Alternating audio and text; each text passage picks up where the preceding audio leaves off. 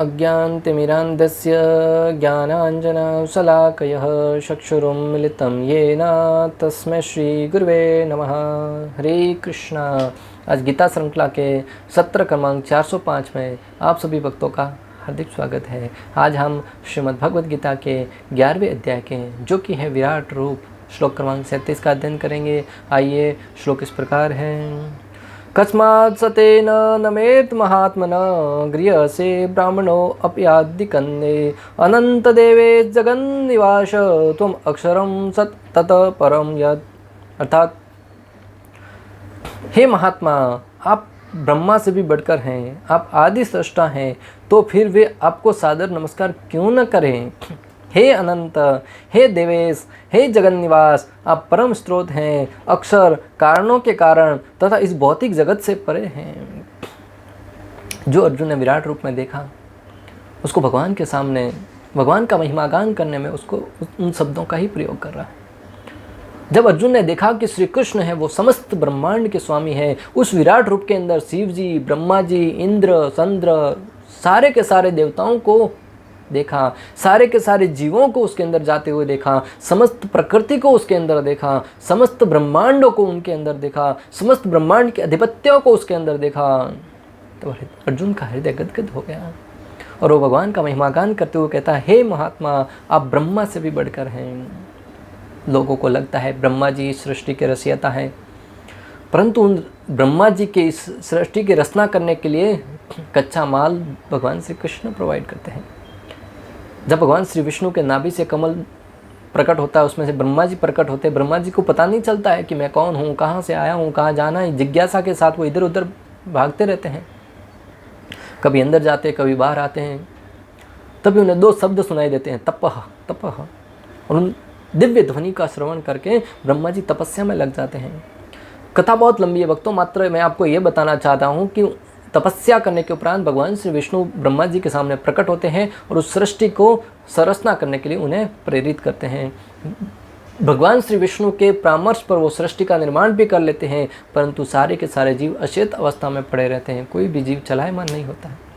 तब भगवान श्री विष्णु परमात्मा के रूप में प्रत्येक जीव के हृदय में प्रवेश करते हैं, तभी जीव का चलायमान होना संभव होता है। इससे सिद्ध होता है कि समस्त सृष्टि के स्वामी है वो भगवान हैं, ब्रह्मा जी से भी बढ़कर है। अर्थात ब्रह्मा जी हैं वो इस सृष्टि का निर्माण करने वाले, परंतु उस सृष्टि का निर्माण करने के लिए, प्रेरित करने के लिए, और ब्रह्मा जी के भी कारण स्वरूप कौन है? भगवान श्री विष्णु है। अक्सर लोगों की बुद्धि जहाँ तक जाती है वो ब्रह्मा जी को ही सर्वश्रेष्ठ मान लेते हैं। एक बार नारद मुनि के साथ भी ऐसा ही हुआ। पहले नारद मुनि को लगा कि ये तपस्या करने लगे कि परम सत्य कौन है। तभी उन्हें आकाशवाणी हुई कि जिसका कोई अंत नहीं है वही परम सत्य है। तो उन्होंने पृथ्वी को इधर उधर नज़र दौड़ा के देखा कि पृथ्वी का कोई अंत नहीं है, तो शुरुआत है ना कोई अंत है, अर्थात पृथ्वी ही सर्वश्रेष्ठ है। तभी वो पृथ्वी देवी का महिमागान करने लगे।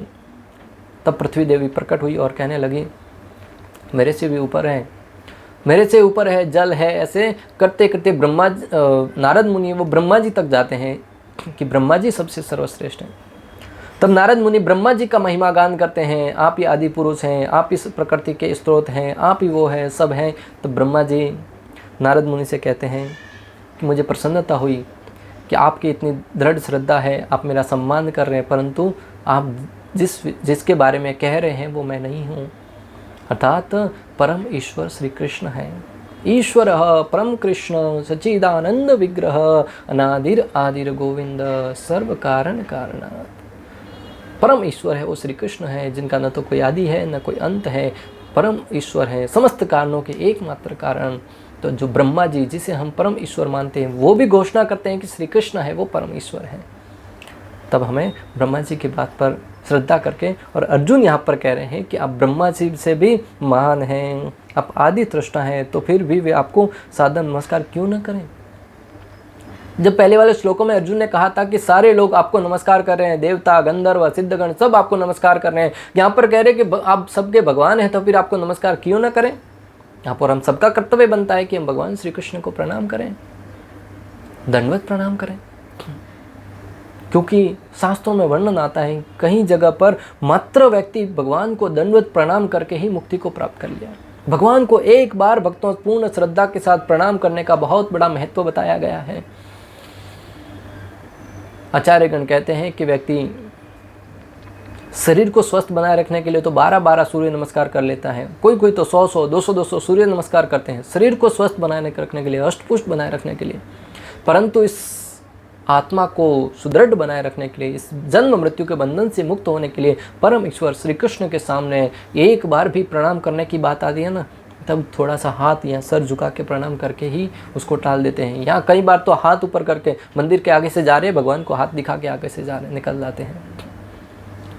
भगवान के पास जाए तो दंडवत प्रणाम करना चाहिए, दंडे की भांति प्रणाम। लकड़ी कैसे गिरती है, दंड कैसे गिरता है, दंडे की भांति पूर्ण प्रणाम करना चाहिए भगवान के सामने। अगर हम थोड़े से खड़े रहते हैं या हाव भाव रखते हैं तो ये हमारे अहंकार को दर्शाता है कि हम भगवान को पूर्ण शरणागति नहीं दी है। और जब तक भगवान को पूर्ण शरणागति नहीं देते हैं, भगवान सहायता के लिए नहीं आते।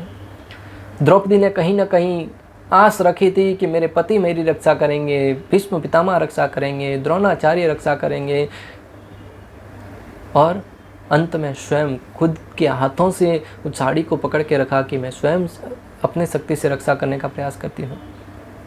तब तक भगवान श्री कृष्ण नहीं आए। जब दोनों हाथ ऊपर उठाकर भगवान श्री कृष्ण को याद किया, हे कृष्ण, हे गोविंद, हे द्वारकावासिना, तब तुरंत भगवान श्री कृष्ण दौड़े चले आए।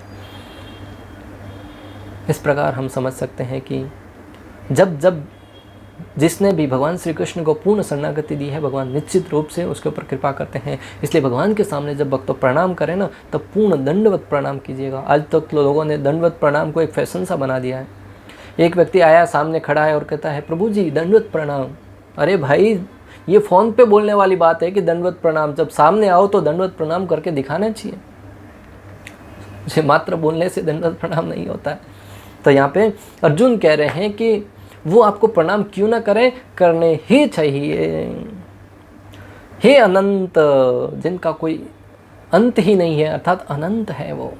हे देवेश, अर्थात समस्त देवताओं के स्वामी। हे जगन निवास, संपूर्ण जगत है वो भगवान में निवास करता है। जब इस सृष्टि का प्रलय होता है भक्तों, तो सारी की सारी सृष्टि भगवान श्री विष्णु के शरीर में प्रवेश करके वहाँ पे विश्राम करती है। एक बार भगवान श्री कृष्ण द्वारका में प्रसाद पा रहे थे, समस्त उनकी रानियां वो सेवा कर रही थी, कोई पंखा झुला रही थी, कोई प्रसाद परोस रही थी। भीम घूमते घूमते भगवान श्री कृष्ण से मिलने के लिए वहाँ पे आए।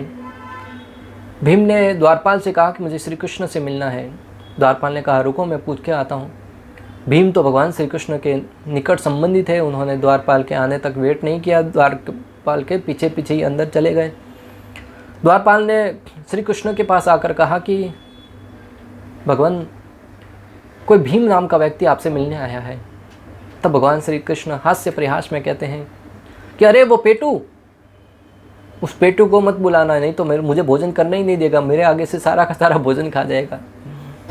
तब भीम पीछे खड़े खड़े मुस्कुराते हुए क्रोध में आकर कहते हैं, अरे कृष्ण, तुमने मुझे पेटू कहा? मैं कितना खाता हूँ? 1 बाल्टी लड्डू, 2 बाल्टी लड्डू कितना खाता रहूँगा? 10 लोगों का, 20 लोगों का, 50 लोगों का भोजन करता रहूँगा। परंतु तुम कितने बड़े पेटू हो, तुम तो संपूर्ण ब्रह्मांड को, संपूर्ण सृष्टि को निगल जाते हो, डकार तक नहीं लेते हो। प्रलय के समय संपूर्ण सृष्टि वो भगवान श्री हरि के अंदर प्रवेश करती है, सारा का सारा सृष्टि वो भगवान के अंदर निवास करता है। इसलिए कहा गया है जगन निवास परम स्रोत है, समस्त सृष्टि के परम स्रोत है वो परम ईश्वर भगवान है। अक्सर कारणों के कारण तथा इस भौतिक जगत से भी परे है, अब समस्त कारणों के एकमात्र कारण है वो भगवान है, और इस भौतिक सृष्टि से परे अर्थात उनके दिव्य धाम गोलोक धाम में रहते हैं। जब भी भगवान इस तरह प्रकट होते हैं, वो इस भौतिक बंधन से युक्त नहीं होते, भौतिक बंधन से मुक्त होते हैं। भगवान कहते हैं भगवद गीता में, जन्म कर्म च मे दिव्यम एवं यो वेति तत्वतः तैकत्वादेह पुनः जन्म नेति मामेति सो अर्जुन। भगवान कहते हैं कि मेरा जन्म और कर्म है वो दिव्य है।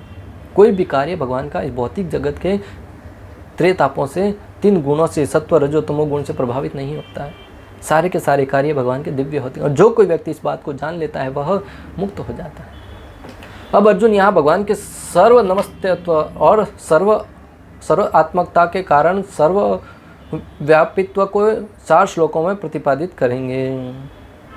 सर्व नमस्तेत्व अर्थात सबके द्वारा नमस्कार स्वीकार करने वाले, सबके द्वारा उनको नमस्कार किया जाता है। सर्वात्मकता अर्थात सब जगह है वो व्याप्त हैं। हे महानतम अर्थात उदारमति वाले, भगवान को महात्मा कहा गया अर्थात उदारमति वाले, बहुत ही उदार हैं, बहुत ही दयालु हैं, बहुत ही कृपालु है। महात्मा का स्वभाव होता है समस्त जीवों के प्रति समभाव रखता है, प्रत्येक जीव के प्रति दयाभाव रखता है, करुणा भाव रखता है, किसी से द्वेष नहीं करता है। विद्या विनय संपन्ने ब्राह्मणे गवि हस्तिनी सुनिचैव सुपाकेश, ब्राह्मणे सुनिचैव के सब पंडिता समदर्शिना, पंडित है, महात्मा है, वो सबके प्रति समभाव रखता है, किसी से प्रति कोई द्वेष नहीं रखता है। हे अनंत अर्थात सर्वव्यापी, अनंत है अर्थात सब जगह व्याप्त हैं, कण कण में परमात्मा है वो विद्यमान है, परंतु उनका साकार रूप अपने गोलोक धाम में भी है। हे देवेश अर्थात समस्त देवताओं के नियंता, देवेश समस्त देवताओं के नियंता है वो भगवान श्री कृष्ण है। ब्रह्म विमोहन लीला, गोवर्धन लीला, इन सारे के सारे लीलाओं से हम समझ सकते हैं कि सारे के सारे देवता हैं वो भगवान श्री कृष्ण के अंतर्गत रहते हैं। हे जगन निवास अर्थात सर्व आश्रय, सबके आश्रय हैं वो भगवान हैं। किस कारण से एकत्रित भक्त आपको नमस्कार न करे, अर्थात इतने गुण देखकर स्वाभाविक ही कोई भी नमस्कार करेगा। अर्जुन कह रहे हैं कि क्यों आपको यहाँ पर उपस्थित लोग आपको नमस्कार नहीं क्यों न करें, क्योंकि आपके अंदर इतने गुण हैं, महात्मना, अनंत, देवेश, जगन निवास, इन सारे के सारे गुणों को सुनकर स्वाभाविक ही कोई भी आपको नमस्कार करेगा। भगवान को प्रणाम करने मात्र से व्यक्ति के अनेक जन्मों के पाप धुल जाते हैं। स्वास्थ्य को ठीक रखने के लिए भी हम अनेक प्रकार से व्यायाम करते हैं, तो फिर भगवान को प्रसन्न करने के लिए प्रणाम करने की बात आए तब हमें कंजूसी नहीं करनी चाहिए। उन्हें आपको नमस्कार करना ही चाहिए, क्योंकि आप ब्रह्मा जी से भी श्रेष्ठ हैं, क्योंकि आप सभी तत्वों के सृष्टिकर्ता हैं, आदि करते। ब्रह्मा जी ने तत्वों की सृष्टि नहीं की, अपितु उनके कार्यों का संयोजन मात्र किया था। अक्षरम का अर्थ है प्रकृति के संसर्ग में जो जीवात्मा है वे प्रकृति के 2 रूप होते हैं, स्थूल और सूक्ष्म, या फिर कार्य और कारण। मुक्त जीव इन दोनों से अर्थात बद्ध जीव और प्रकृति से श्रेष्ठ होते हैं। जो कारण और कार्य बद्ध जीव हैं उनसे भी सामान्यता होते हैं स्थूल, जिनके अंदर कोई प्राण नहीं होते हैं, दूसरे होते हैं बद्ध जीव। जो जीव है वो उन स्थूल वस्तुओं से श्रेष्ठ हैं, परंतु मुक्त जीव है वो उन दोनों से भी श्रेष्ठ माने जाते हैं। यह सब आप हैं अर्थात बद्ध जीव प्रकृति और मुक्त जीव अर्थात सब भगवान की शक्तियाँ हैं। बद्ध जीव, मुक्त जीव और ये प्रकृति सारी की सारी शक्तियाँ हैं वो भगवान की ही शक्तियाँ हैं। भगवान की शक्ति के बिना कोई भी कार्य संभव नहीं है। जिनके शरण कमल समस्त तीर्थों के सार रूप हैं तथा जिनकी आराधना महर्षियों तथा भक्तों द्वारा की जाती हैं, ऐसे भगवान के विषय में पर्याप्त श्रवण किए बिना मानव समाज में ऐसा कौन होगा जो तुष्ट होता होगा।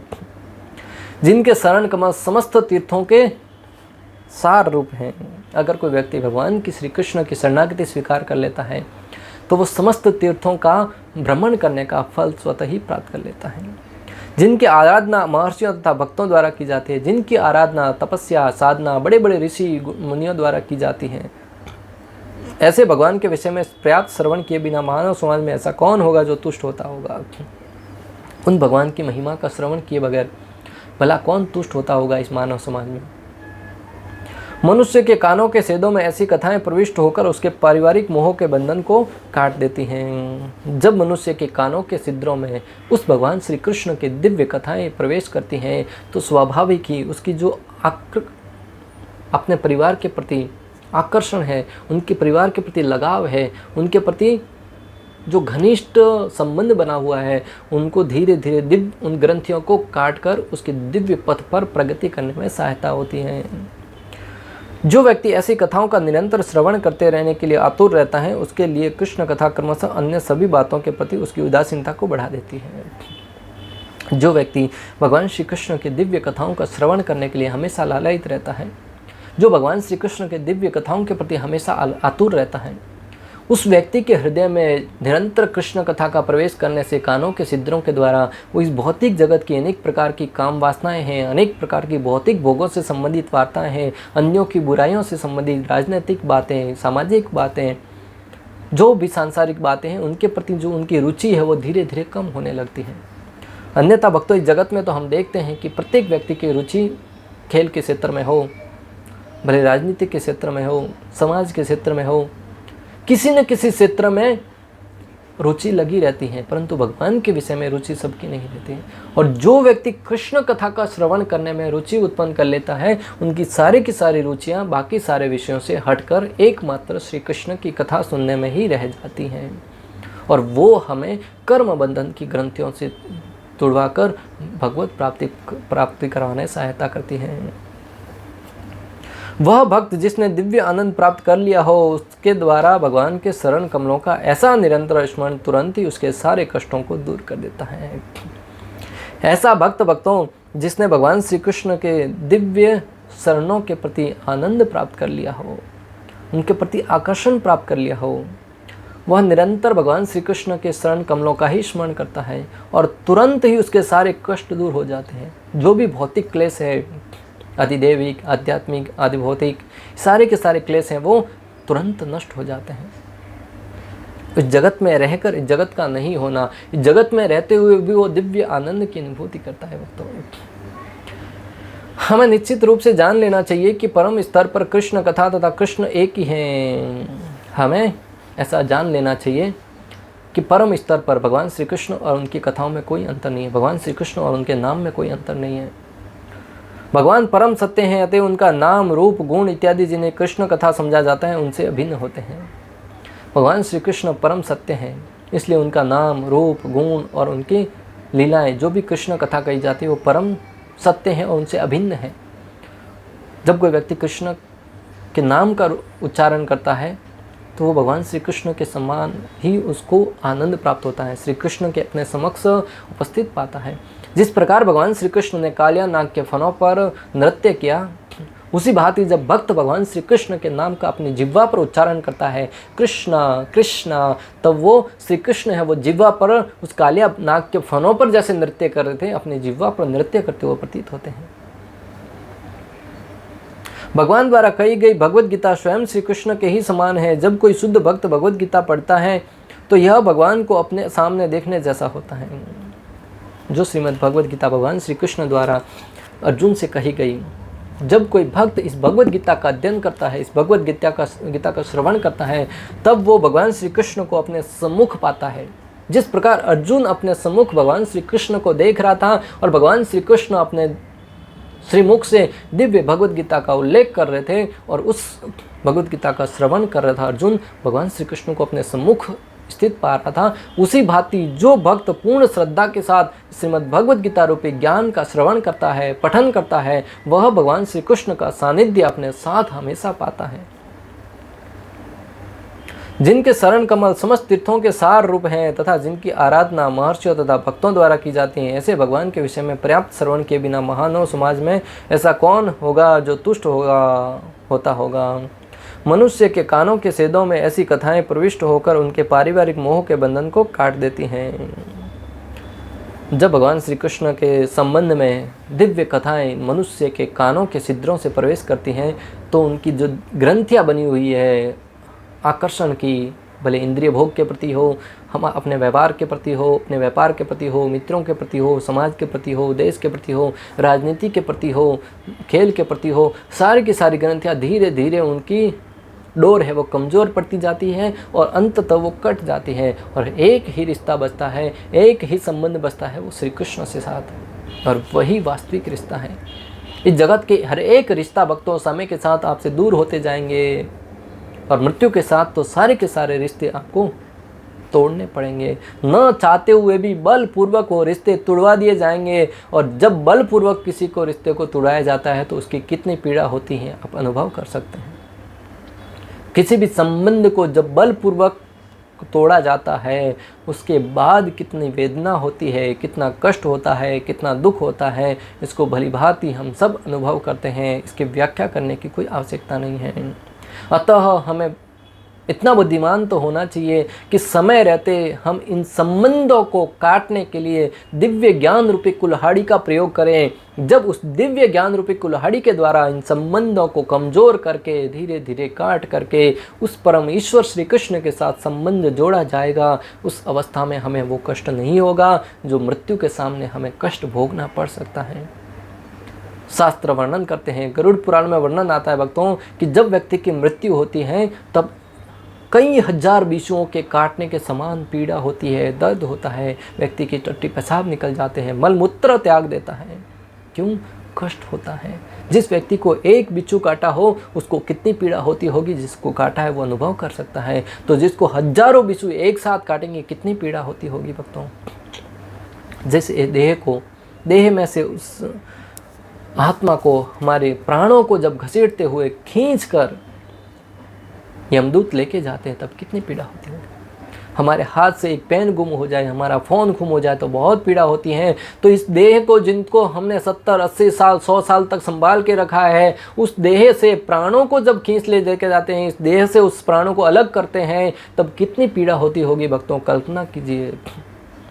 जो परिवारजन हमारे साथ कुछ समय से थे, उनको दूर होने पर हमें दुख होता है, तो ये देह तो हमारा है, जिसके लिए हम प्रति क्षण उसको निहारते थे, इसको सजाते थे, इसको सेवा करते थे। उस देह से जब व्यक्ति को अलग किया जाता है तो बड़ा दुख होता है भक्तों।